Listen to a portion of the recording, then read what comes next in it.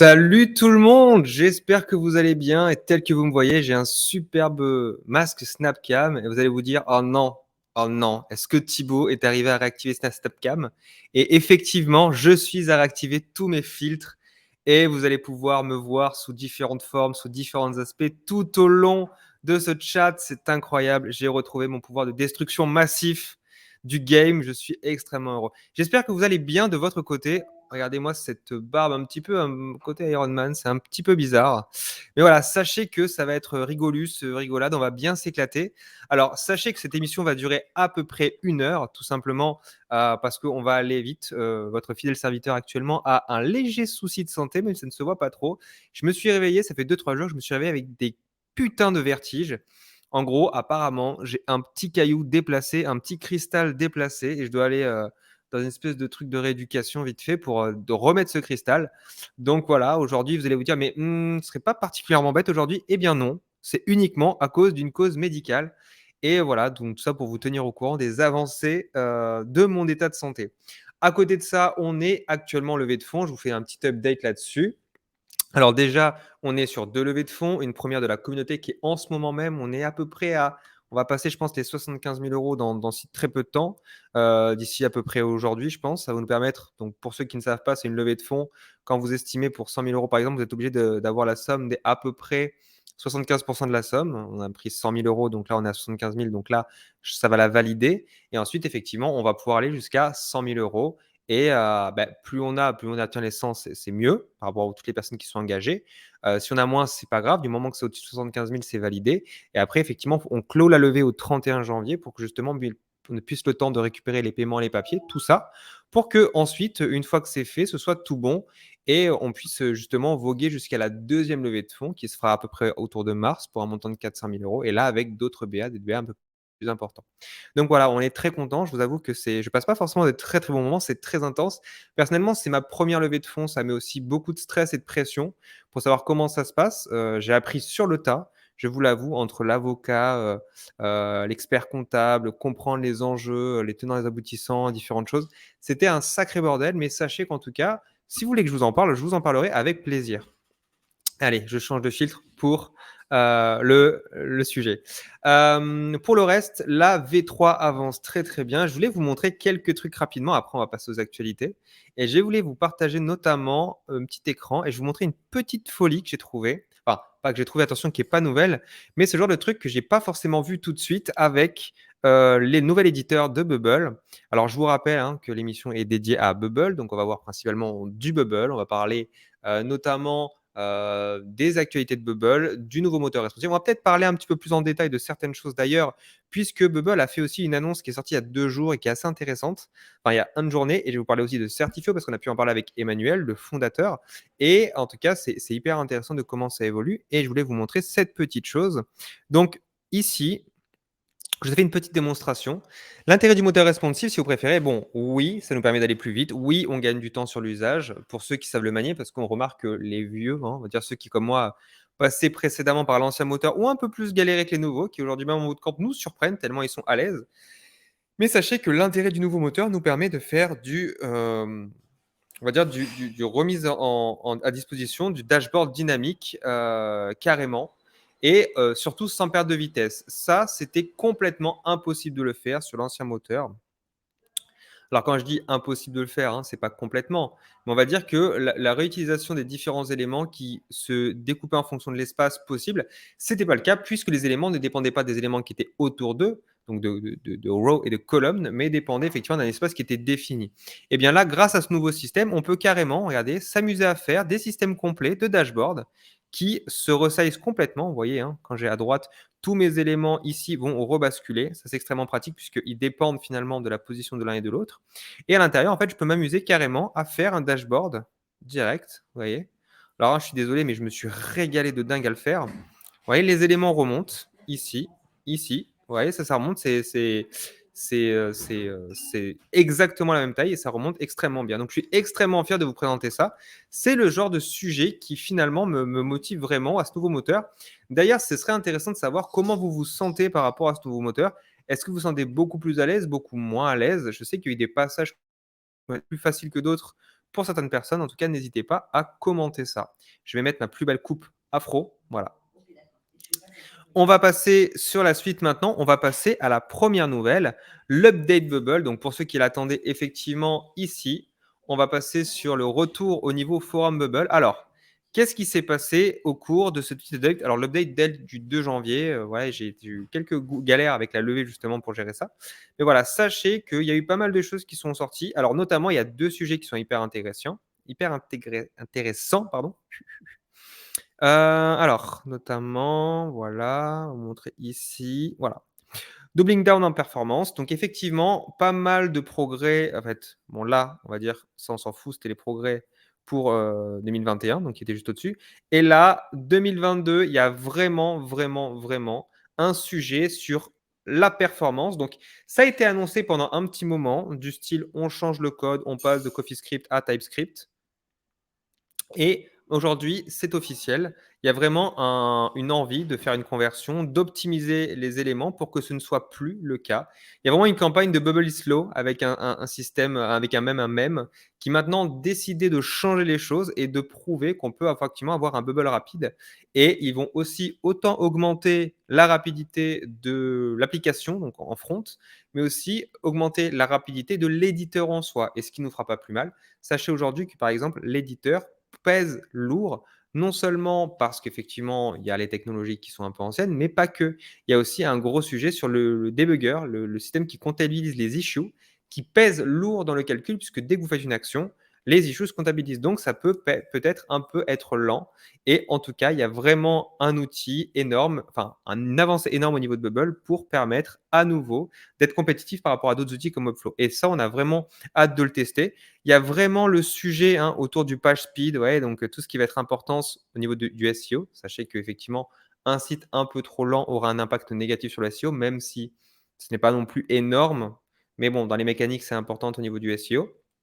Et vous allez voir que ça commence à bouger un petit peu à ce niveau-là et le nouveau moteur responsive a fait quelque chose. On a aussi, le côté Enterprise Grade Security and Compliance. Donc en fait, il y a vraiment des outils pour le côté GDPR, la sécurité. Alors vous le savez peut-être pas, il y a des grands enjeux sécuritaires pour Bubble. On en a parlé avec Emmanuel assez récemment. C'est aussi l'objet de Certifio et l'objet d'Auto de plus en plus vers quoi on se dirige.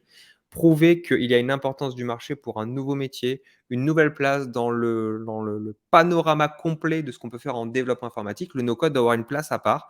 La programmation visuelle doit avoir ses lettres d'honneur, doit avoir la capacité à proposer quelque chose de professionnel et professionnalisant. Et c'est pour ça qu'Auto vraiment s'axe sur la partie développeur. Pour ceux qui auront lu le deck, c'est une grande partie de développement, ça va être le programme développeur qui va permettre à des personnes freelance d'être encore mieux pour travailler et gagner leur vie grâce à du Bubble, par exemple. Et l'autre côté, des matières sur effectivement tout ce qui va être du développement en Bubble, mais avec des matières aussi d'ingénierie, c'est-à-dire la gestion de projet, les méthodologies agiles, etc., adaptées aux méthodologies de no-code.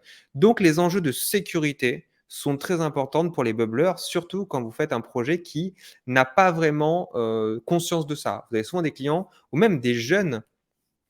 Allez, Stan, incroyable. Incroyable. Ce mec est là, et je te rappelle que je monte à Paris semaine prochaine et que justement, je suis en train de galérer pour trouver des médecins à cause du fait que je monte à Paris semaine prochaine et que je veux pas être KO pour monter.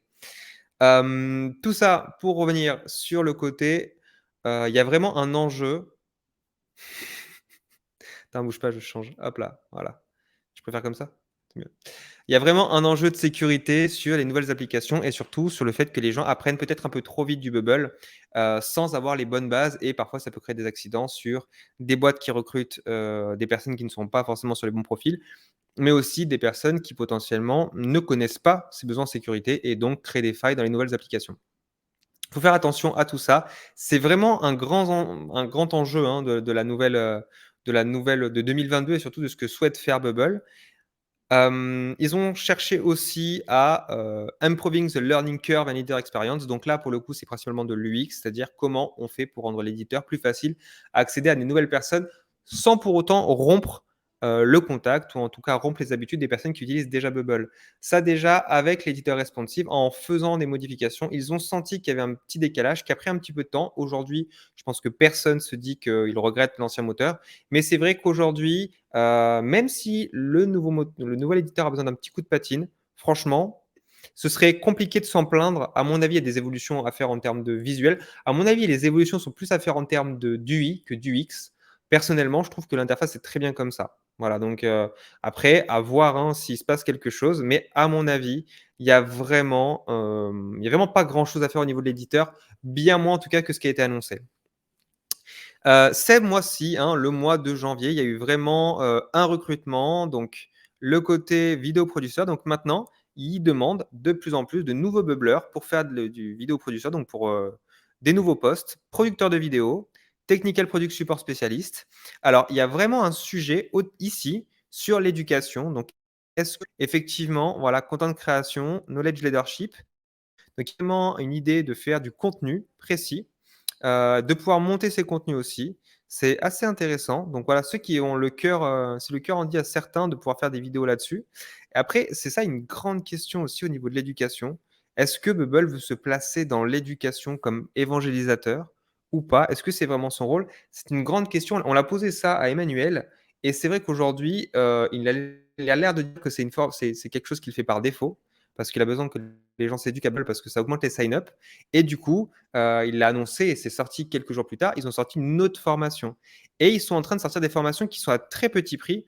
Alors, bien entendu, pour ceux qui ont des petits moyens, ça peut être intéressant. Je vous en parle tout de suite parce que, à mon avis, ça peut être intéressant d'en parler, même si je ne suis pas formellement d'accord sur ce qu'ils sont en train de faire, mais ça peut être intéressant d'avoir votre avis là-dessus.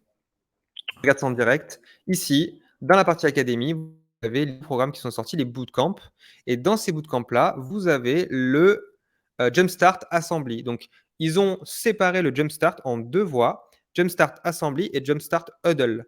Donc, Huddle, c'est classique, hein, le prix classique, c'est-à-dire que vous avez, pour 450 dollars, vous avez effectivement 4 sessions pendant 2 semaines, donc 2 sessions par semaine, avec effectivement 10 places, donc 450 dollars. Vous voyez, vous avez des différentes personnes qui participent là-dessus, avec différentes langues. Alors, on est principalement quand même sur des langues anglaises. Hi everyone, my name is Jonathan.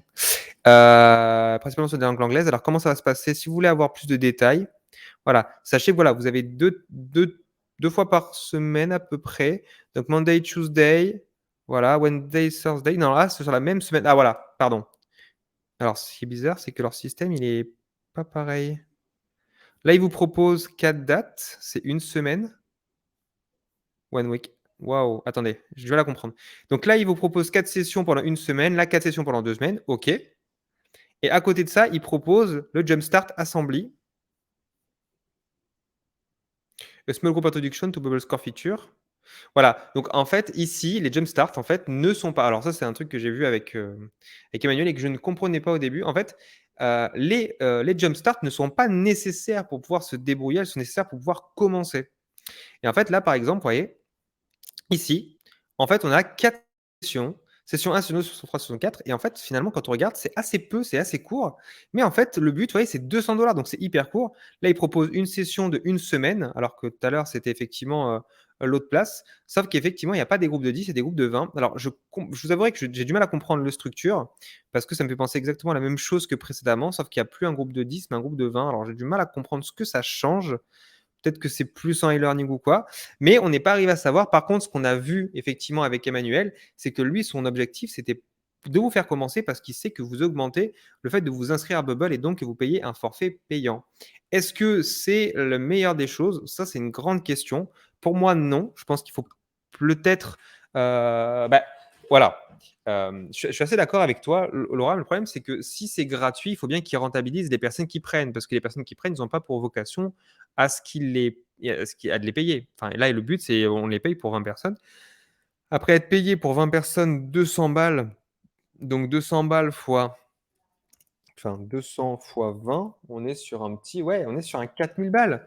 La personne avec 4000 balles pour une semaine, ouais, ça peut être intéressant. Ça peut être intéressant. Mais effectivement, à recruter, c'est quand même une sacrée galère. Je pense que les trucs peuvent commencer, peu importe le nombre de sites. Donc là, le truc vient de commencer à peine, donc il n'y en a pas. Mais le problème, c'est que si c'est gratuit, les gens ne s'engagent pas. Donc il y a aussi ce contre-jeu et ce contre-feu qui est un peu là. Après, j'aurais tendance à dire, s'ils veulent vraiment que des gens s'inscrivent, est-ce qu'il faut y aller par de la formation comme ça ou il faut y aller par un meilleur onboarding?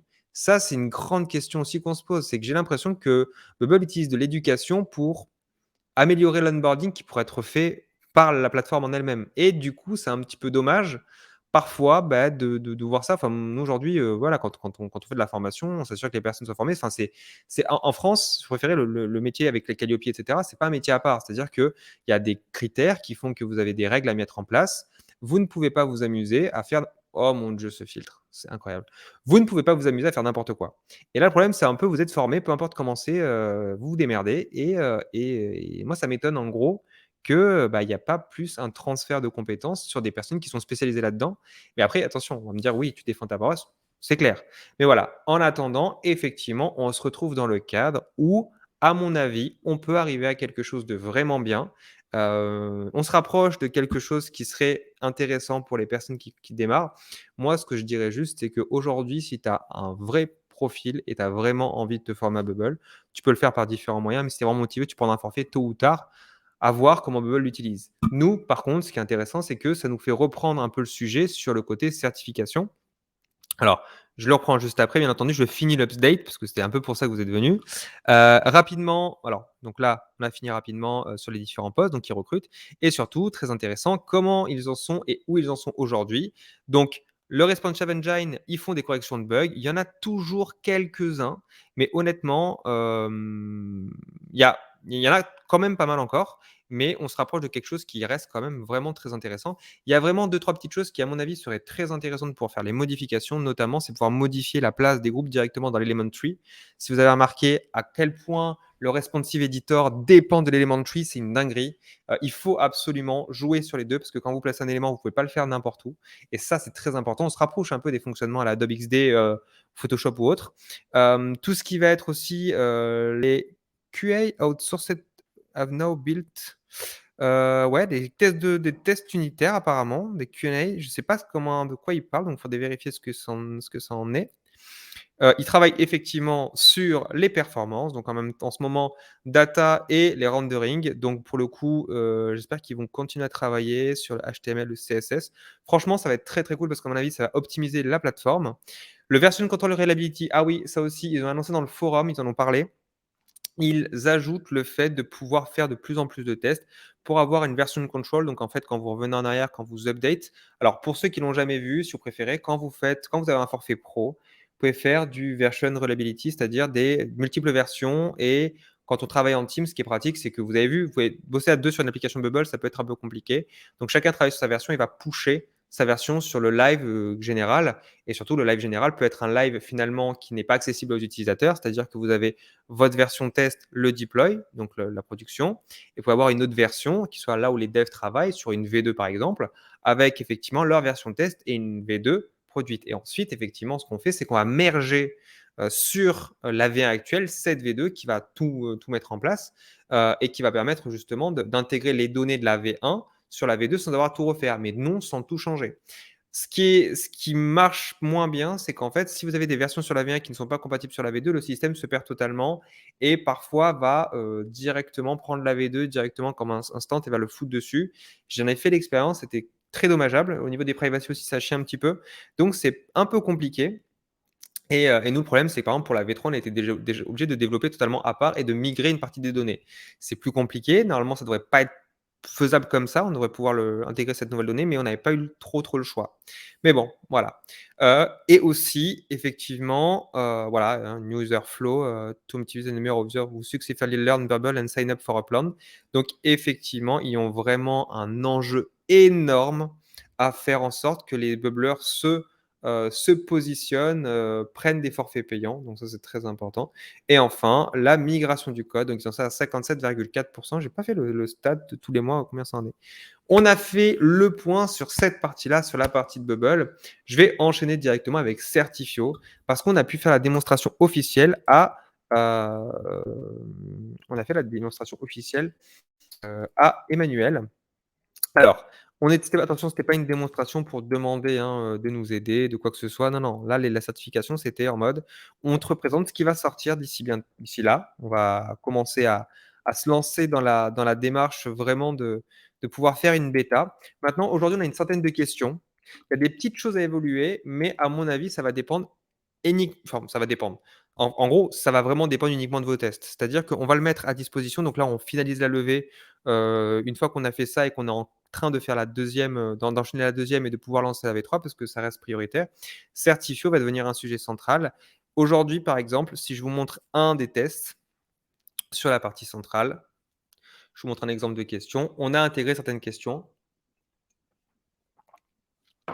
Aujourd'hui, je peux vous le dire, hein, le profil est quasiment complet. Alors là, j'ai pas de données parce que c'était un profil classique.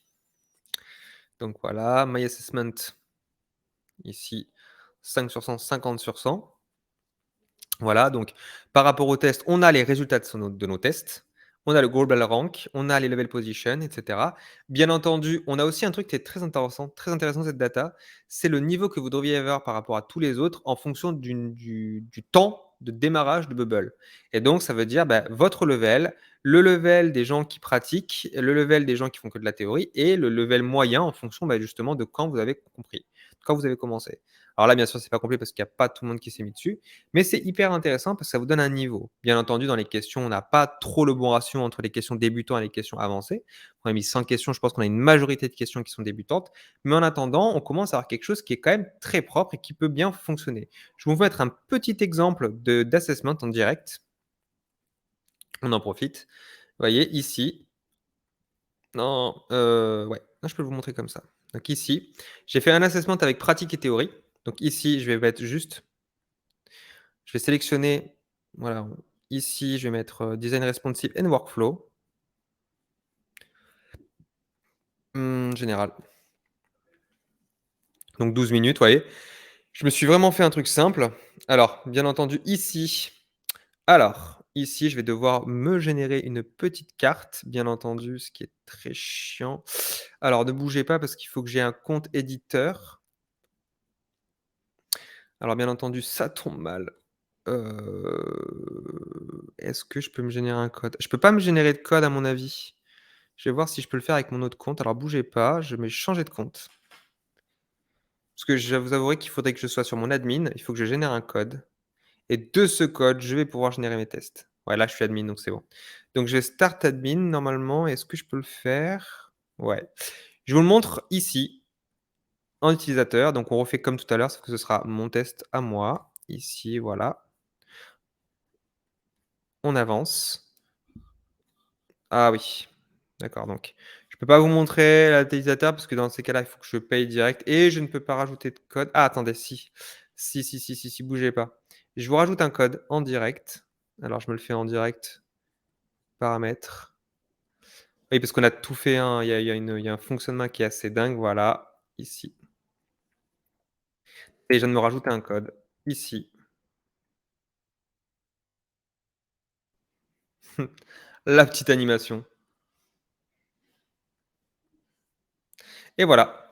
Donc ici, on peut faire le test. Ce qui va se passer, c'est que bon, on a les petites informations. On peut start et maintenant on va voir les questions. Alors attention, hein, les questions vont être très basiques, très bateau, il y a pas tout qui est full fonctionnel, mais ça avance quand même bien. Donc voilà. How to change the size of my page.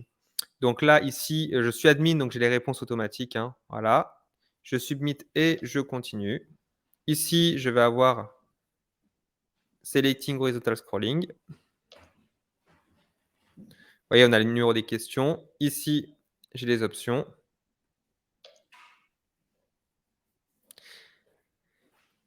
Et en fait, ce qu'il faudrait, nous, c'est nous faire passer sous le nouvel auditeur responsive parce que justement, ça va être extrêmement intéressant de pouvoir gagner en vitesse grâce à ça. Mais voilà, il fallait qu'on finalise quand même certaines choses. Module 1, module 2. Voilà. C'est quand même bien fonctionnel, hein. Oups, je n'ai pas répondu. Et on peut corriger plusieurs questions.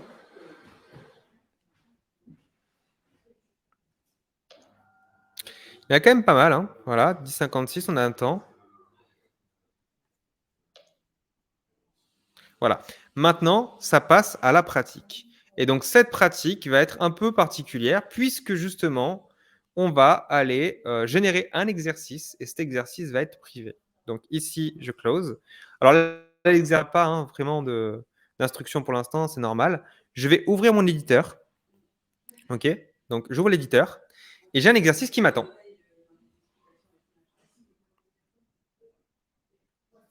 Ici, regardez, ici, j'ai une page, hein, j'ai un template, j'ai une application qui est en free avec des accès, et cetera, hein. C'est vraiment ça, hein. J'ai tout l'accès, les blocs flow, et cetera. Je peux faire ce que je veux et une fois que j'ai fait l'exercice qui répond à la consigne, donc bien sûr, on va structurer la chose pour qu'il y ait les exercices qui soient directement dessus avec des workflows à trous, avec des trucs un peu intéressants. Une fois qu'on a fini, on met que c'est complété, on met les différentes étapes, on met que c'est complété, on a juste à faire ça et une fois qu'on a fini, on met submit and continue et à ce moment-là, l'application, en fait, l'application, si j'essaye de bouger quelque chose, donc en fait, en réalité, là, c'est en train de se verrouiller.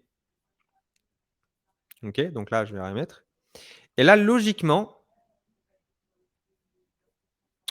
alors, je ne sais pas si je le mets là. Voilà. Donc là, ça met un tout petit peu de temps. Mais voilà, mon système vient de bloquer l'application sur laquelle que je viens de finir, en fait. Et l'application, en fait, n'est plus accessible. Donc ici, ça quitte. Et donc, ça sécurise le truc. C'est-à-dire que là, je n'ai plus accès à mon application. Et donc, le test est considéré comme validé. Donc, ça nous permet d'avoir de la pratique et de la théorie. Bien entendu, pour l'instant, la pratique sera totalement corrigée de manière physique, pratique, pour nous permettre à tous d'avoir un résultat qui, justement, nous convienne. Parce que, justement, le but, c'est d'avoir un vrai test basé sur une vraie certification qui puisse être officielle et non quelque chose d'un peu pipoté. Et la théorie, bien entendu, ne suffit pas. Voilà, j'en ai fini avec toutes ces belles actualités. On va pouvoir enchaîner, justement, sur la partie, avec les templates. Alors, je vous ai fait une petite sélection. Cette semaine, on a été donc les 2 dernières semaines, on a été principalement sur la partie NFT. Alors paradoxalement, je pense que tout le monde a entendu parler du web 3.0. Je pense que les personnes du no-code ont un lien particulier avec le NFT. Pourquoi? Parce que, ce web 3, à mon avis, alors pour ceux qui ont entendu parler de la grande démission aux US, on est clairement dans ce sujet, c'est-à-dire, les personnes veulent s'émanciper et de cette émancipation, les outils de cette émancipation, ça va être, la tech, ça va être le web, ça va être, le web 3 avec les NFT, ça va être aussi avec le no code. On va dire tout ce qui va vous permettre d'être autonome, d'être vous-même et donc de générer de l'argent pour vos propres besoins. Et donc il y a tout un enjeu sur les NFT et bien entendu, on ne pouvait pas s'attendre à autre chose que le retrouver aussi sur des trucs comme Bubble. J'ai trouvé une réplique d'OpenSea. Alors OpenSea, pour ceux qui ne connaissent pas, c'est une plateforme où vous connectez en fait. OpenSea, c'est une plateforme qui met un marketplace en quelque sorte de NFT. Et pour ceux qui ne connaîtraient pas, donc les 2-3 du fond, OpenSea, c'est assez fou parce que ça représente effectivement, de l'achat d'art. Vous pouvez trouver des artistes qui vous plaisent, trouver leurs œuvres et acheter en fonction. Alors vous voyez, et qu'est-ce que c'est? Donc, ici, voilà, 10 Ethereum pour cette œuvre. Donc 24 000 balles quand même. Ça liste un petit peu les acheteurs et pour le coup, il y a certains trucs que j'ai pas compris parce que quel est ce prix? Qu'est-ce que c'est? Voilà, est-ce que quelqu'un l'a offert? Voilà. Il y a eu des offres, il y a eu des biddings et de l'autre côté, il y a eu un current price. Donc je pense qu'il y a un buy now et un make offer qui est différent. C'est-à-dire que vous pouvez proposer un peu les 2. Et alors pour ceux qui auraient plus de détails que moi, bien entendu, vous avez des levels, des items d'exploration, des statuts de chaque NFT et bien entendu, vous pouvez soit en acheter, soit en vendre aussi, hein et vous avez des personnes qui sont spécialisées là-dedans, autant des artistes que des collectionneurs d'art, je trouve, qui font monter la valeur des choses en les achetant. Il y a vraiment un sujet. Alors le mec, lui, il est spécialisé dans apparemment les volcans. Non, non, donc lui, il a su ce qu'il a acheté, mais effectivement, ce qu'il a regardé, c'est le 57 Moments. Donc le mec, lui, il possède 4 NFT à différents prix et il y a des prix qui prennent de plus en plus cher effectivement. Alors bien sûr, certains vont dire: «C'est de la merde». Je peux comprendre aussi, je vous dirai pas que pour le coup, voilà, c'est à partager à chacun, hein, pour le coup. C'est un peu un JPG que vous pourriez acheter, hein. Regardez, je fais clic droit, j'enregistre l'image, c'est bon, j'ai un JPG. Ce qui est intéressant par contre, c'est de la propriété, la valeur de cette propriété. Donc là, c'est encore autre chose, je rentrerai pas dans ce détail, mais c'est hyper intéressant et bien entendu, donc vous voyez OpenSea un peu comme c'est. Et ce qui est intéressant, c'est qu'OpenSea, vous vous connectez en fait grâce à votre wallet MetaMask. Et là, pour le coup, voilà, je n'ai pas de. Alors, si est-ce qu'on peut le retrouver? Est-ce que Thibaut se rappelle de son wallet MetaMask? C'est une bonne question. Est-ce que ça va être le bon wallet?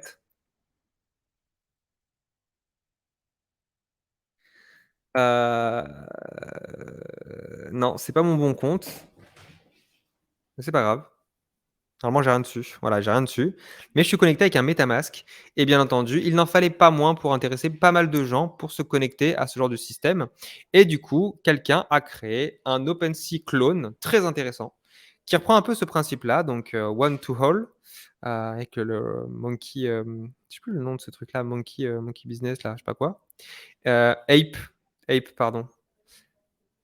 Et donc voilà, vous avez les différents éléments. Ça ressemble exactement à OpenSea, dans l'idée en tout cas. Vous pouvez place a bid, donc vous pouvez mettre une enchère, something wrong, please connect to your wallet. Et là, ce qui est intéressant, c'est que du moment que vous vous connectez, vous pouvez vous connecter aussi avec un MetaMask. Et là, pour le coup, alors effectivement, là, je suis obligé d'être sur une autre blockchain, Ethereum Test Ring-B. Donc en fait, ça correspond, on va dire, à une blockchain qui est un petit peu différente. Il faut en mettre d'autres. Donc, si vous voulez d'autres, voilà, vous pouvez mettre les test network. Ça correspond un peu à ça. Et non, voilà, si je mets Ring-B, normalement, je peux le faire. Et là, le système me permet de faire une connexion avec un MetaMask sur du Bubble. Et ça, c'est assez dingue quand même. C'est hyper intéressant parce que ça permet de vraiment de pousser loin, notamment sur des gens qui voudraient faire du NFT. Donc, je trouve ça bien évidemment hyper cool, c'est hyper enjaillant en fait, hein, pour la suite, pour ceux qui voudraient faire des trucs, assez cool et à mon avis, il y a vraiment des choses à faire de ce côté-là. Bien entendu, ce n'est pas le seul en NFT que j'ai trouvé. Il y a aussi un NFT market template qui parle non pas comme un OpenSea, mais beaucoup plus comme un truc de crypto. Ça a été fait par quelque chose qui est plutôt connu, c'est EasyCode. Donc pour le coup, EasyCode, c'est l'auteur de pas mal de templates. C'est un peu dans le même sujet que pour le coup, du ouais, un peu du zéro code, on peut en parler comme ça, hein. Et de l'autre côté, ils ont fait un petit peu un système avec tout dedans. Donc d'un côté, le Easy Crypto avec le côté, trade market et de l'autre côté avec le NFT market, avec effectivement le système de trade. Un petit peu exactement, hein, à la OpenSea, sauf que c'est pas full OpenSea, hein, voilà, avec des petites différences. Faut accepter. Vous pouvez pareil. Alors par contre, je n'ai pas alors je pense qu'il y a beaucoup de choses ouais, non, je pense que les bases sont faites à mon avis. Notamment le fait de se connecter en méta ouais, bah, pareil, putain. Oui, c'est pas très com à mon avis, c'est pas très compliqué. On va en parler juste après. Peut-être de ce plugin. Alors, j'avais pas trop trouvé de plugin cette semaine parce que à la base, c'était pas ce que je regardais en priorité et on pourra regarder un petit peu la marge des plugins qui peut être intéressant à retrouver. À mon avis, on pourra regarder du côté du NFT ou en tout cas de la connexion avec un MetaMask. Ça pourrait être très, très cool. Donc Demo User, une fois qu'on est connecté, vous voyez, on a accès à pas mal de choses, notamment, ces bids et notamment ces cryptos, donc plutôt hyper, hyper cool. Je suis assez chaud de voir comment ça se développe et rassurez-vous, il n'y a pas que sur les templates. J'ai trouvé pas mal de choses, notamment sur la partie, demande de marketplace NFT, par la communauté et par les personnes d'auto. Donc je ne suis pas si surpris que ça. Il y a vraiment des choses sont en train de bouger à ce niveau-là. J'en profite aussi pour un petit peu truc un peu commercial aussi, au niveau de landing page. Alors ça, j'ai trouvé ça très, très cool.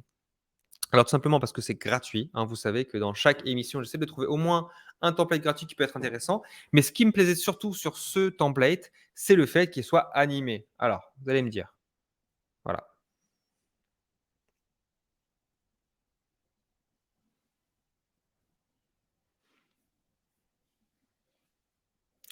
Vous voyez? Et j'ai trouvé ça hyper cool, ils avaient fait des trucs. Alors bien entendu, il faut aimer, hein, quand ça bouge de partout. Je pense qu'il y a des émissions de partout qui sont déclenchées, mais quand même, ça a le mérite d'être hyper propre. Et ça, c'est plutôt très agréable. D'ailleurs, on peut se demander si c'est accessible depuis l'extérieur ou pas du tout. Normalement, si tu t'y connais bien, tu ne fais plus cette erreur-là, hein, parce que bien entendu, on peut retrouver, sans avoir le lien, on peut retrouver depuis ici le lien en fonction.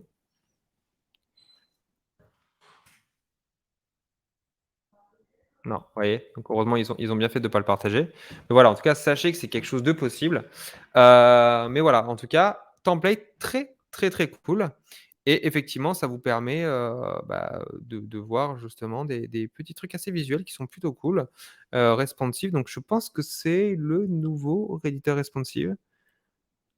Plutôt propre et surtout plutôt gratuit, donc je pense qu'on pourra le tester. Ça, c'est quelque chose qu'on va mettre en place. Je vais le tester un petit peu juste maintenant d'ailleurs, on va en profiter.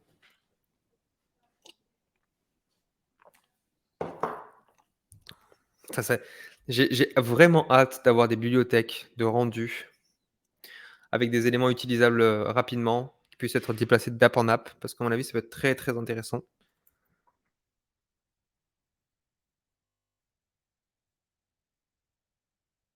Hop.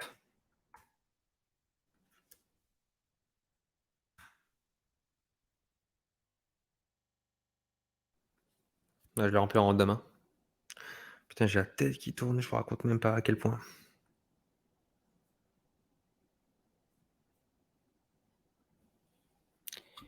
OK. Alors.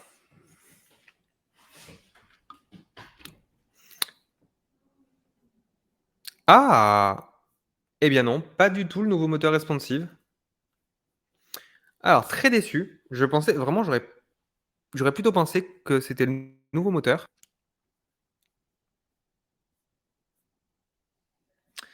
Alors non, pas du tout, effectivement. Alors, on va s'amuser à faire quelque chose. Donc effectivement, les animations sont sur un scroll, hein, pages OK, scroll, scroll, scroll, scroll to group header. Donc il y a vraiment un chargement en fait où ils annoncent effectivement le scroll, ils passent les éléments, animate test voilà. Donc il y a une animation qui est fait et en fait tout est fait en animation. Mmh. Oh là là! Alors oui, effectivement, c'est intéressant, mais le problème, c'est qu'au bout d'un moment, ça devient lourd, et je trouve que ce genre enfin quelque chose de visuel en landing, oui, c'est très intéressant, mais va le reprendre, quoi. Punaise, mais va le reprendre sur du c'est un enfer! On va voir comment ça se passe. Si je passe directement en restructuration, est-ce que ça le fait automatiquement? Qu'est-ce qu'on aura? Parce que là, clairement, ce serait plus adapté d'avoir un nouveau moteur, parce que le mec s'est fait quand même un peu chier, à mon avis. Je crois que j'ai même pas le lien en plus. Non, c'est ça. Pardon, je dis des bêtises. Je montrerai ça juste après. 6 décembre? Ouais. Bon, d'un côté, tu me diras, il est gratuit, donc il a pas voulu s'emmerder, hein, je pense. Voilà. Mais quand même, bah, oui, oui, je suis d'accord avec toi, toi, à mon avis, au niveau workflow, je trouve que ça fait beaucoup de workflow quand même juste pour de l'affichage. Clairement, je suis d'accord avec vous.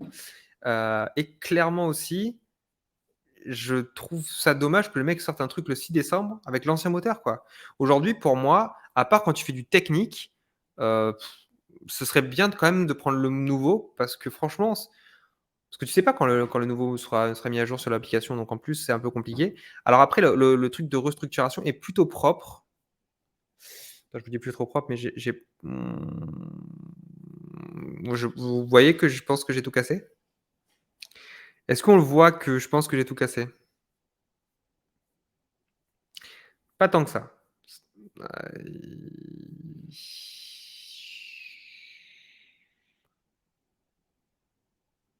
Alors ça, c'est plutôt cool. Il y a des petits effets comme ça, c'est plutôt cool.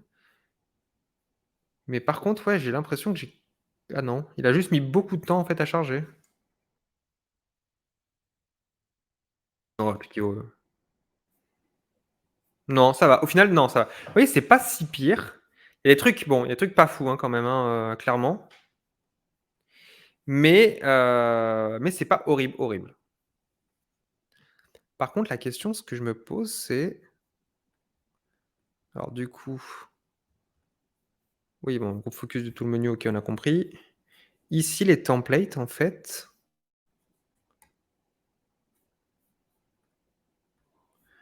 donc ici, groupe template, OK. Et par-dessus, logiquement, tu as un box, groupe over. Et le groupe over, il est animate?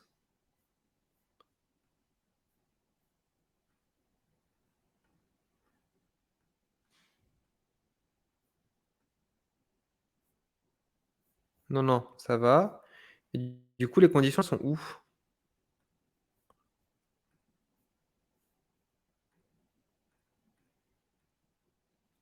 Ouais, ma foi, je sais pas comment il a calé son truc, en fait.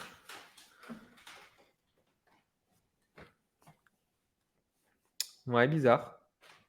Il n'y a pas de condition d'affichage, donc je ne sais pas comment il a calé son truc. Je pense que c'est un animate, donc forcément, l'animate ne doit pas passer par là, il doit passer par un template. Enfin, il doit passer par un workflow, mais.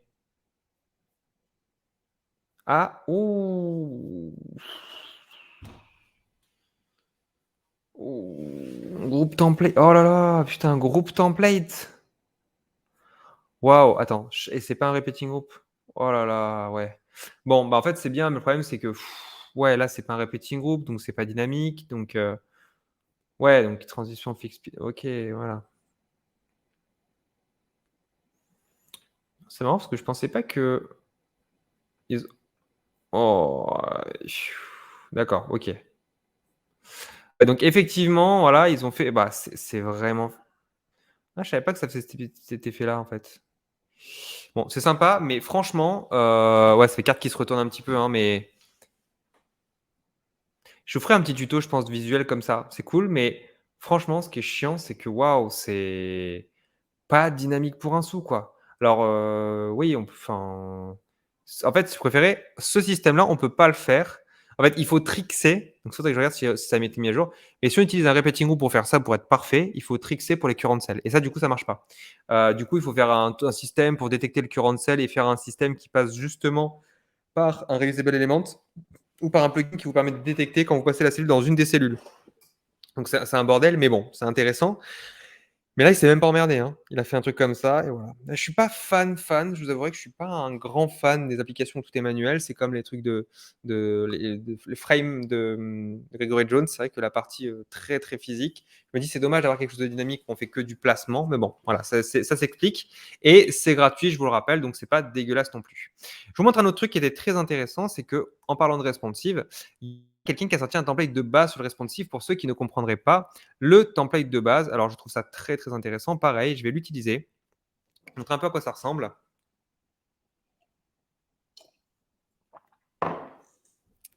Je pense que je vais dégueuler avant la fin de ce live, tellement ça tourne dans ma tête. Je vous raconte pas de faire ce live dans ces conditions. C'est chaud de ouf, mais on tient bon pour le sport. Donc, démo login, alors je vais peut-être pas l'installer si besoin, je voulais juste vous montrer ça. Alors le truc est fait de base comme ça. Alors ça paraît pas fou, mais ce qui est intéressant, c'est que le système est créé pour vous montrer quelques bases pour ceux qui auraient des petits problèmes à l'usage. Alors, je vous dis tout le temps, une fois que vous avez quelques bases, c'est très utile de comprendre un peu les tenants et les aboutissants des systèmes quand justement vous avez des problèmes à comprendre les enjeux sur notamment le placement des workflows, le placement des éléments responsives, le contenu, et ça reste quand même très intéressant pour voir comment c'est censé se passer. Voilà. Moi, j'ai beaucoup appris en faisant mon propre dashboard. C'était très intéressant. Et donc ici, si on va créer son propre système, on va s'apercevoir de comment la page est structurée. C'est 2 fois que je fais la connerie, hein. Hop.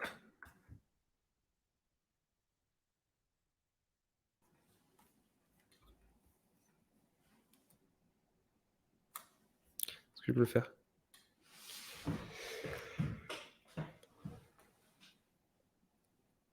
Oh, pardon. Est-ce que je me mettrais pas un autre filtre?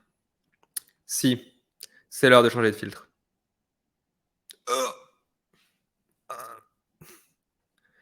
Qu'est-ce que j'ai? Forfait cut. Ah! Qu'est-ce que c'est? Est-ce que je pourrais une qu'est-ce que c'est que ça? Généralement, j'en ai un bien que je trouve assez extraordinaire. Il y a celui-là. Yes. Et il y a celui-là. Celui-là, c'est un de mes préférés. Voilà, je vous le dis, celui-là, le petit chat, incroyable.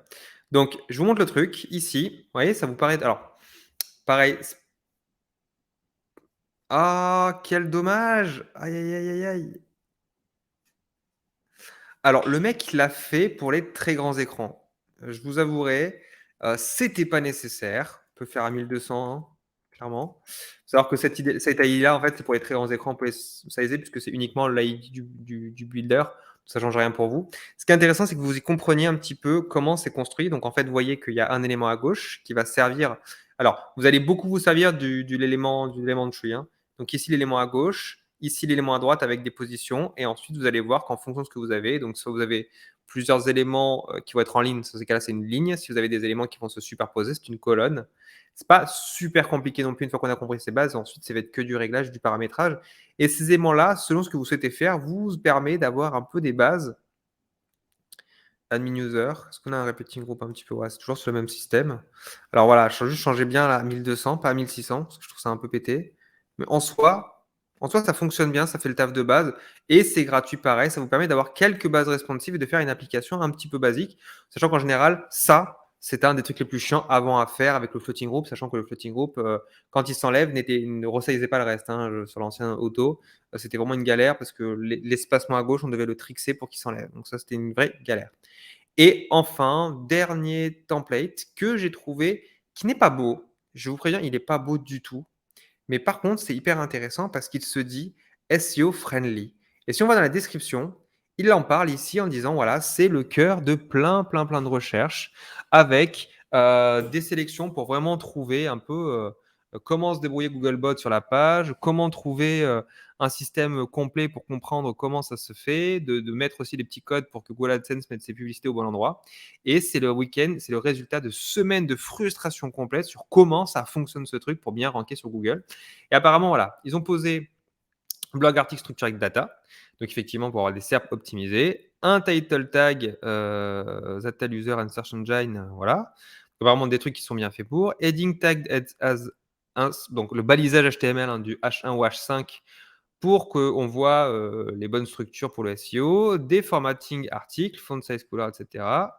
OK, avec un système d'admin, donc ça c'est vachement intéressant. Ah oui, donc comment il le fait? Et alt text attached to each image blog SEO friendly. Donc très intéressant, on va pouvoir le regarder ici. J'ai hâte parce que celui-là, je ne l'ai pas encore ouvert par contre par rapport au reste. Je ne l'ai pas encore ouvert parce que je voulais vraiment savoir ce qu'il en était. Je sais par contre que ce qui est un petit peu chiant, c'est que le mec n'a pas fait d'effort du tout pour faire du visuel. Genre le mec, tu as lâché ça, hein, voilà, hein. C'est horrible, c'est vraiment dégueulasse. Mais bon, il y a le mérite d'avoir un petit peu ce système-là. Si on regarde un petit peu de comment ça se passe ici, hein, on peut voir effectivement, donc on peut chercher, hein, les éléments si vous cherchez un petit peu. Ici, vous allez trouver logiquement si je tape H1. Ah bon ça, pourquoi? Voilà, donc on a les classes CSS, mais je m'en fous un petit peu. Moi, ce que je voulais pourquoi je suis dans le style? Mmh.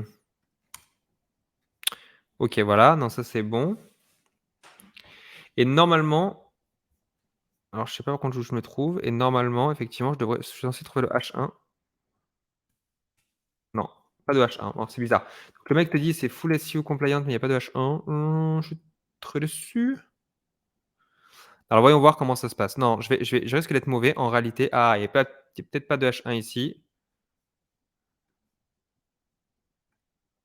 Si, là, il y a un H1, c'est bon et il y en a qu'un seul. Oui, le reste, c'est des styles, je crois. Ouais, c'est bon. OK, donc c'est là, c'est déjà bien. Ensuite, donc effectivement, le titre du blog.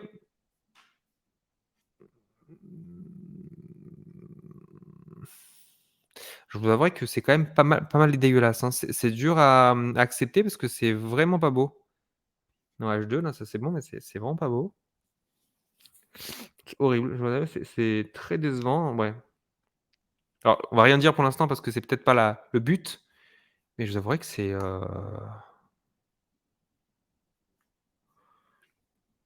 bon, on va regarder quand même, hein.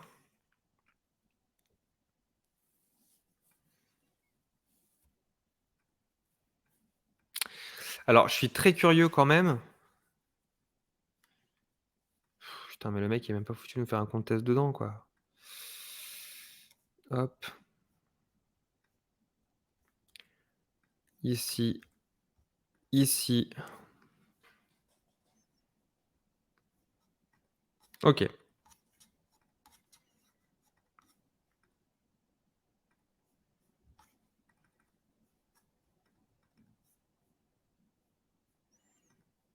OK, bon, sélection des trucs. Zorblog, ça clique. Donc là, logiquement, s'il y a un link qui est bien foutu.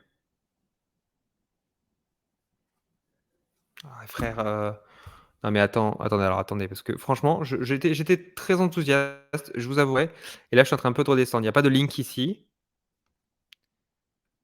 S'il y a pas de link, c'est parce que c'est fait exprès ou il y a le link, mais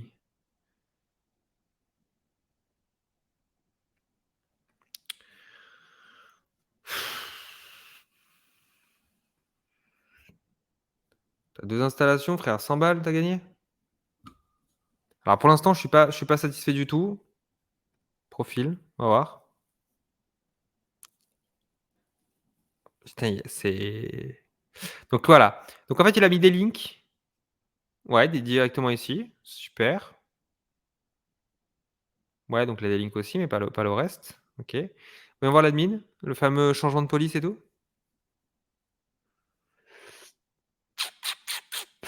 Dis donc, c'est léger quand même, Ah non, ça c'est cool par contre. Ah ce système alors ça, vous voyez, ça, ce système-là, bon, il y a 4 polices, hein, mais il a dû le faire à la main, à mon avis, et ça, je me demande comment il fait. Alors ça, par contre, c'est cool, c'est que je me demande comment tu fais pour changer ça? Ouais, ça c'est au moins c'est du non, franchement, ça c'est cool. Non, franchement, je retiens un truc, c'est juste ça en vrai, mais c'est hyper cool. C'est hyper cool, alors, je pense que dans les conditionnels, on peut peut-être changer ça, mais c'est vrai que ça me donne tellement envie de faire un tuto là-dessus. Ça, je pense, ça pourrait vous plaire, non? Ce genre de système. À mon avis, ça pourrait beaucoup vous plaire, des systèmes de sélection comme ça, de modification en direct des éléments visuels de votre page. Alors, est-ce que c'est quelque chose qui est présent sur tout le site? C'est-à-dire que si ici, je m'amuse en air en est-ce que ça l'a enregistré? Normalement, là, c'est du dynamique, donc ça veut dire que si voilà, le logo ici, bon, le logo, moi, je peux pas l'uploader, je comprends pas pourquoi je peux pas uploader mon logo. Title of blog, ah ouais, ça l'a mis à jour, hein. Ça a mis à jour mon truc. Comment ça a pu mettre à jour mon style? Comment ça peut bah oui, non, mais je suis d'accord avec toi, hein, mais Laura, mais par contre, la question, c'est comment ça met à jour son style? Parce que jusqu'à présent, le style n'est pas touchable par workflow. Attendez, ça vient d'ébranler une de mes fondements sur Bubble. Attendez. Je suis en train de déconner là, mais on déconne pas, on est d'accord? On est d'accord? Enfin, si quelqu'un a la réponse là, moi je suis curieux, hein, parce que là, jusque présent, j'étais pas le f ouais, j'étais pas full, beh, en conditionnel, moi je veux bien, mais le truc c'est qu'on est d'accord qu'ici, bon, on va dire when, current user is login, OK? On va faire vraiment un truc basique, OK? Très bien. Change la police, tu vois? OK, on peut changer des éléments comme ça, mais de là à l'enregistrer complètement sur tous les styles de tout le site, ça voudrait dire que soit le mec s'est emmerdé la bite de partout, c'est-à-dire que chacun de ces titres, c'est des conditionnels à en veux-tu, en voilà. Dans ces cas-là, ce qu'il fait, c'est qu'il sauvegarde dans la base de données le style qui est relié et dans ces cas-là, il passe plus par les styles, mais ça ce qui veut dire que ce système-là, en lui-même, il est, oui, intelligent pour une démonstration, mais c'est complètement con parce que c'est long à faire, d'accord? C'est-à-dire que tu enregistres des informations qui sont conservé dans une BDD. C'est-à-dire qu'il conserve son style dans une base de données qui remplace ses styles actuels et du coup, son style en une fois, il peut le modifier. Mais il passe plus par les styles de Bubble. Mais par contre, du coup, comment tu fais? Ça veut dire que chacun de tes éléments textuels a son style rattaché? C'est galère quand même. Enfin, tu imagines dans ta base de données, tu as un truc, c'est style. Dans chacun de tes éléments, dans chacune de tes tables et encore, je te dis ça, mais regarde, si tu as une description par rapport à un titre, il faut que la description elle ait un style et le titre, il ait un style. Pas sûr, tu vois? Pas sûr. J'ai envie d'acheter ce truc juste pour ça, punaise. Il a pas fait, la petite astuce du, c'est pas ouvert, non, je pense pas, mais non, non, non, non, il y a en fait, la conditionnelle, en gros, dans la conditionnelle, tu peux changer les éléments détaillés du style.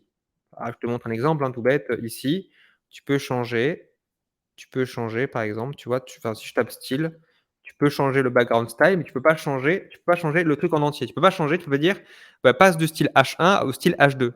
OK? Pour ça, tu as pas de solution, en fait, tu vois? À part effectivement, changer avec ça, dans un fonctionnement, mais ça n'aurait pas de sens. Le système en lui-même, ici, ouais, mais c'est pareil. Si j'estime le style et j'ai une conditionnelle, ça permet pas de changer ce style-là.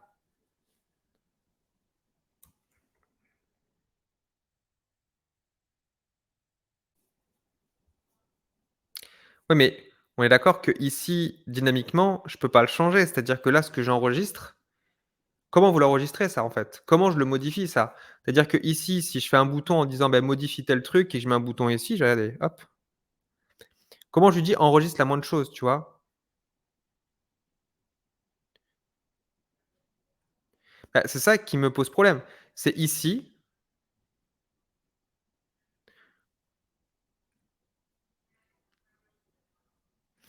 Ah!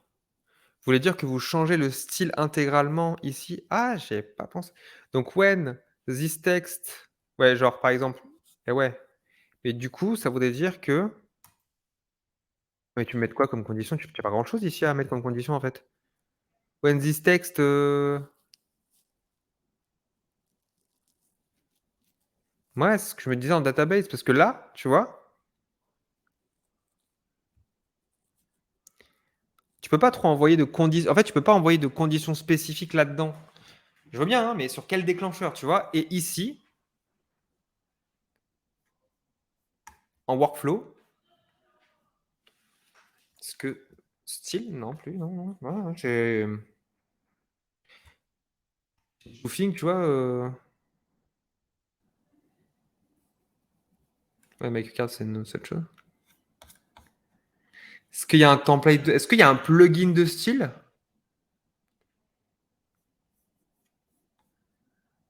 Mais tu vois, Laura, je suis d'accord avec toi, mais le problème, c'est que ici, en fait, vu que le style, il est pas dans ma page, il détecte pas les conditions de mon élément.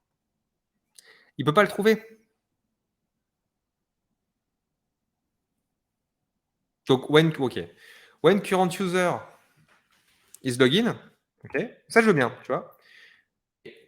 OK. Change le style. OK, tu vois, tu passes ça en bold. OK? Donc en on, bon, je vais mettre un style, putain, j'ai en train de me pourrir un style. OK. Donc voilà. Bold. Bold, pas bold. Putain, c'est, je vais changer la couleur, d'accord? Donc mettons mon current user is logged in. C'est le seul moyen de le faire. Et donc ça veut dire que là, donc ça veut dire que la condition quand j'enregistre ce truc-là, ça l'enregistre au niveau ça enregistre un truc. Bah non, c'est pareil. Moi, honnêtement, c'est pas clair. Je vais le tester. Je le testerai, mais honnêtement, moi, c'est pas full clair. À part si tu as un plugin qui te permet de toucher au style en dehors de ça. Ça me surprendrait quand même. Ça surprendrait grave, hein.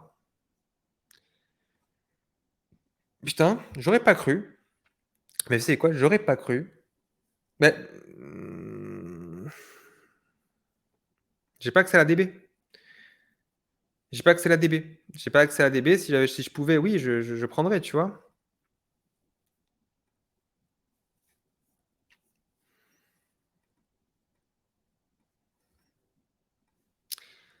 S'il m'a donné le truc block template,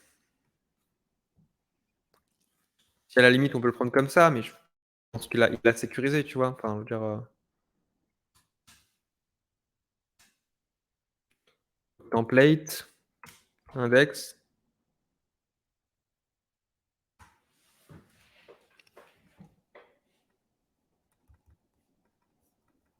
Je peux même pas. Ouais. Là. Ouais, un truc quand même. Je vais voir un truc. Vu que c'est empêché a posteriori, est-ce qu'on peut faire un truc un peu de schlagos ou pas? Aujourd'hui, on apprend à hacker, des applications mobile. Chargement. arrête ton chargement. Là et donc là, j'ai le chargement arrêté. Non, ce serait attendez, je vous rassure, ce serait trop beau, hein, ce serait beaucoup trop beau, je vous rassure. Là, il y a aucun chargement, en fait, hein, mais dans le doute non, tout cassé. Ah, le mec, il tente, hein.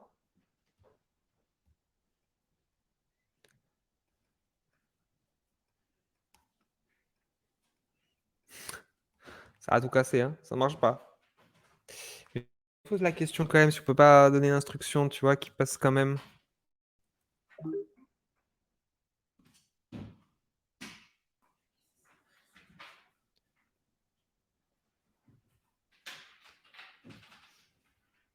Non.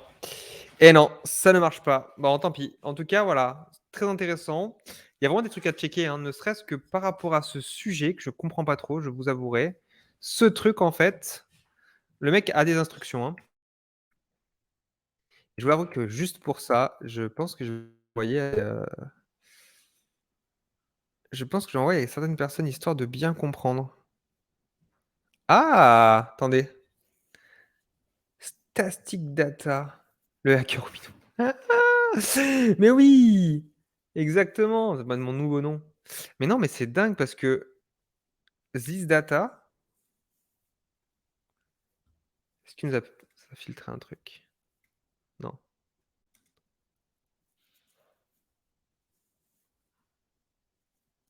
Data type HTML. Eh même pas, hein.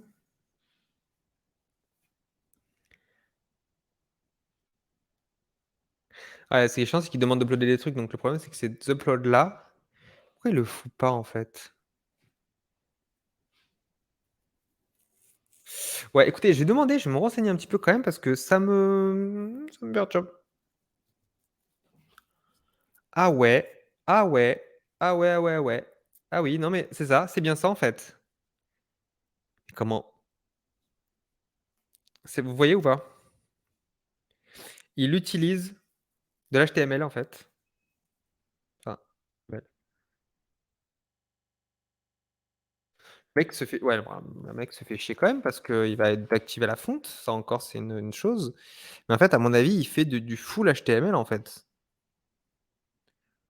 Et ça veut dire que ce truc-là, il l'écrit, c'est même pas du B je sais même pas comment il l'intègre parce que c'est pas propre en fait ça. Donc ça veut dire qu'il y aura à mon avis, ouais, en fait, il change pas le style, en fait, il rajoute du HTML.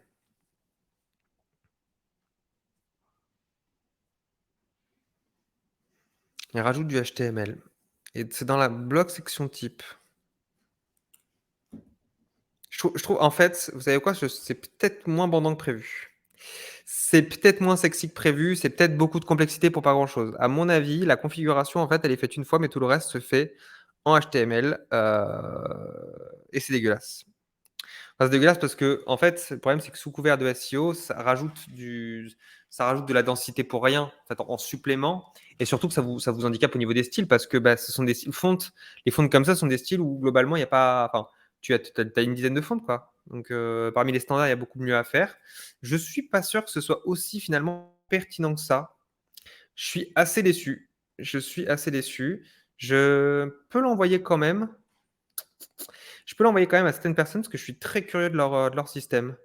Mais bon, beh, alors attention, je dis pas que c'est crade dans le sens, crade, je sais pas ce qu'ils ont fait. Moi, ce qui me gêne, si je préfère, c'est que là, pour te répondre, dans le sujet, on était vraiment sur un côté où je pensais que ça modifiait le style et que globalement, toute ton application était impliquée et c'était super cool parce que tu le modifies une fois, c'était de partout. En fait, non. En fait, tu as dans les éléments qu'il a appelés, il appelle un système avec un bubble element, en fait, donc un texte à part et dans ce texte à part, en conditionnel, il doit sûrement rajouter dans le texte du style différent qui est préchargé en data. Dans ces cas-là, en gros, ce qu'il doit faire, c'est doit faire par en groupe, etc. Style, et dans le style, doit rajouter les éléments du template qui va être modifié, qui est modifié en auto-binding. Le problème, c'est que ça, non seulement, ça t'oblige à mettre une table en plus qui va taper dans l'HTML. Donc, en fait, il ne génère pas un nouveau style, il tape juste dans l'HTML. Et le problème, c'est que derrière, bah, en fait, ça rajoute du code, en fait. C'est pas propre. Et surtout, bah, rajouter du HTML sur quelque chose qui est déjà en Bubble Elements, donc forcément un peu enfin, du JS, enfin, ça fait lourd, quoi. Donc, est-ce que ce faut optimiser autant que ça? Sur un blog, oui, parce que tu as qu'une page, mais quand on a plein, en fait, ça marche pas. Enfin, ça te complexifie tout, donc non, ça marche pas. Enfin, genre, il faut l'adapter à chaque système. Bref, pas le meilleur du tout. Un peu déçu, mais bon. En tout cas, ça fait poser une bonne question. Au niveau des plugins, je vous préviens, ensuite je m'arrête là parce que je me sens pas bien. Il y a toujours des vertiges, hein, désolé. Mais ça pose une question quand même légitime. Est-ce que le style... Oh, tiens, bah alors, c'est marrant, utiliser un truc d'OpenBuild. Est-ce que le style, justement, peut être manipulé à travers un plugin? Est-ce qu'on peut faire quelque chose comme ça? Est-ce que Bubble nous permet à un moment de modifier quelque chose ou pas? Pour l'instant, non. Je désolé. Désolé. Il y a pas beaucoup de choses pour l'instant, en tout cas, qui permettent de donner à boire là-dessus. En tout cas, j'ai l'impression qu'on est plutôt sur, non, il y a pas de modification possible pour l'instant, on n'est pas sur cette modification. Ça me fait penser que ce serait quand même bien qu'on puisse modifier le style, en fait. Ce serait vraiment bien qu'on puisse modifier le CSS de nos pages. CSS Toolkit, ça, c'était déjà assez connu. Pour ceux qui ne le connaîtraient pas, je vous l'envoie là parce qu'à mon avis, c'est très intéressant. Material Design, Set of Elements.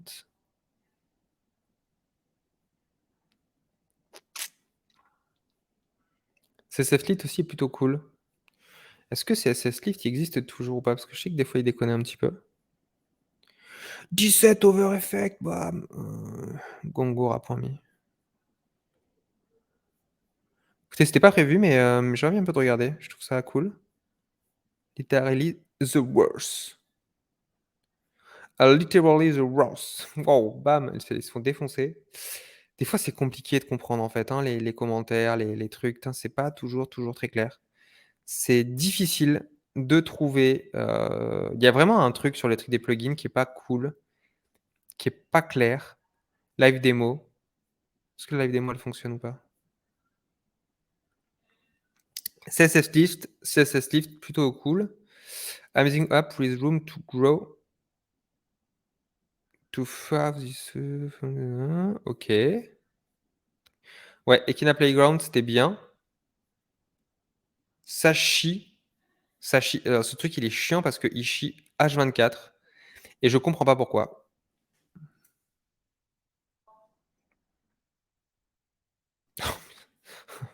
Meilleur moment pour donner alors meilleur système pour donner envie, en fait, hein.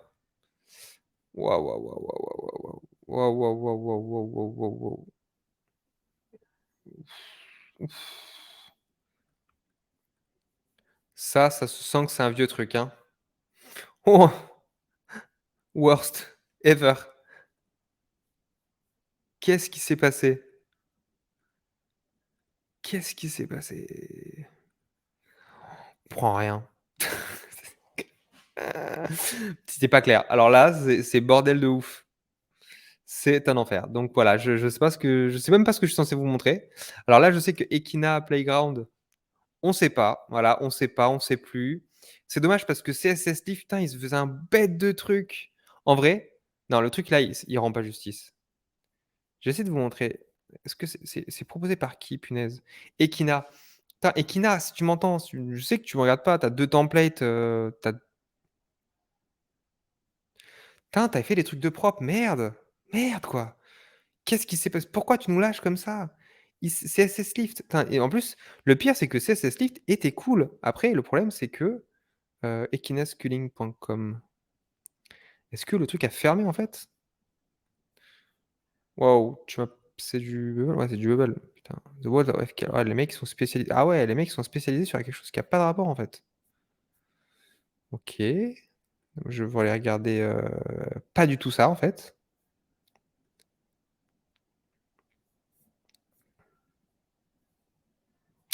C'est c'est propre quand même. C'est propre. Mais les mecs, ils ont fait un truc CSS Lift et je sais pas pourquoi. Ils ont un truc qui chie de ouf. Mon erreur change, ouais, je sais pas pourquoi. Je sais pas pourquoi du tout et pourtant, à mon avis, Si moi j'utilise et ça je peux l'utiliser, hein. Vous savez que j'ai un compte agence. Normalement, je peux le faire. Mais bon, ce n'est pas le sujet d'aujourd'hui, ce n'est pas le truc, comme vous le savez. On prendra plus de temps la prochaine fois, je vous jure, mais vous dites-vous bien que je me tape une nausée pendant que je vous parle, j'ai l'impression d'être sur un bateau. Donc voilà, tout ça pour vous dire, je l'ai fait dans des conditions horribles, mais sachez que, voilà, j'ai tout fait pour tenir au maximum et là, je pense que c'est un peu trop pour moi. Donc je vous laisse vous reposer. Je vous tiendrai au courant, hein. Sachez alors que la semaine prochaine, pour le coup, c'est pour ça que je me soigne aussi vite. Si je me soigne rapidement, semaine prochaine, je suis sur Paris, donc ceux qui sont sur Paris, ce serait plaisir de vous voir. J'arrive non Xavier, si je joue à Apex, je vomis sur l'ordinateur, je pense, réellement. Alors sachez que pour le coup, je suis sur Paris la semaine prochaine à partir de lundi soir et c'est horrible, si on commence à rôter ou truc. À partir de lundi soir, j'arrive sur Paris, je repars vendredi. Pour ceux qui sont disponibles, n'hésitez pas. On va se retrouve, à Station F, où vous voulez. Mais c'est pour ça que je veux me faire, je putain mais Xavier, tu es sans pitié toi, hein, c'est chaud. En tout cas, sachez voilà que je serai, sur Paris, sûrement à Station F, se caler là-bas. Alors c'est pas un choix, hein, c'est juste un choix parce que c'est gratuit. Donc voilà, n'hésitez pas à me le dire si vous êtes sur place, vous êtes chaud pour qu'on se voit. Comme ça, on en profite. Des bisous à tout le monde. Passez une agréable fin de journée et je vous laisse, je pense qu'il y a Théo qui va intervenir un peu plus tard. Salut tout le monde! Ah oui, je vous remets le générique à la fin, bien évidemment. Allez, salut tout le monde! Putain de générique.